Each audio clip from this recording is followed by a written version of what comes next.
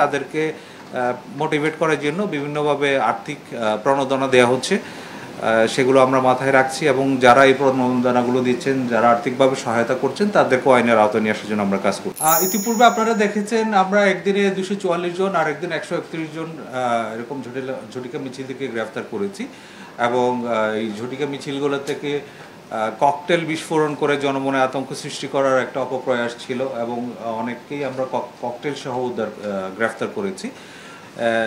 তাদের মূল উদ্দেশ্য হচ্ছে জনমনে আতঙ্ক সৃষ্টি করা এবং যেই অপতৎপরতা তারা চালিয়ে যাচ্ছে সেটা যেন নির্বিঘ্নে করতে পারে, কিন্তু আমরা সতর্ক রয়েছি।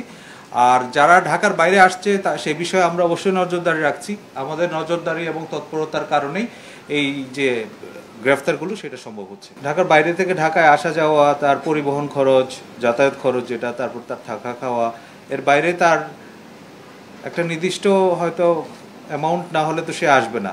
তো এই ক্ষেত্রে আমরা অনেকের কাছ থেকে জিজ্ঞাসাবাদ এই তথ্য পেয়েছি, তাদেরকে মোটিভেট করার জন্য বিভিন্নভাবে আর্থিক প্রণোদনা দেওয়া হচ্ছে, সেগুলো আমরা মাথায় রাখছি এবং যারা এই প্রণোদনাগুলো দিচ্ছেন, যারা আর্থিকভাবে সহায়তা করছেন, তাদেরকে আইনের আওতায় নিয়ে আসার জন্য আমরা কাজ করছি।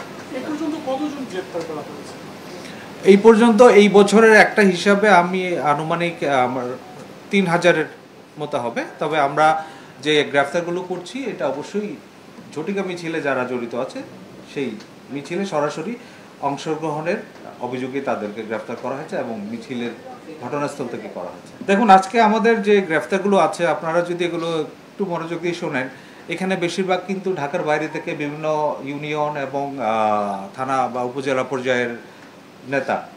তো তাতেই কিন্তু প্রতীয়মান হয় যে তারা উদ্দেশ্যমূলকভাবে ঢাকা শহরে এসে ঢাকা মহানগরীতে আইনশৃঙ্খলা পরিস্থিতি বিনষ্ট করার একটা অপচেষ্টা চালাচ্ছে। আর যারা এখানে ইন্ধন দিচ্ছে, যারা তাদের সংগঠিত করছে, তারাও যে আমাদের নজরের মধ্যে নেই সেটা কিন্তু বলা যাবে না। আমাদের তৎপরতার কারণে এই গ্রেফতারগুলো করা সম্ভব হচ্ছে। জাতীয় সংসদ নির্বাচন আসন্ন, আপনারা জানেন, নির্বাচন উপলক্ষে রাজনৈতিক তৎপরতা একটু বাড়বে, এটাই স্বাভাবিক। আমরা এই সব বিষয় মাথায় রেখে কিন্তু আমাদের নির্বাচনী প্রস্তুতিগুলো চালিয়ে যাচ্ছি।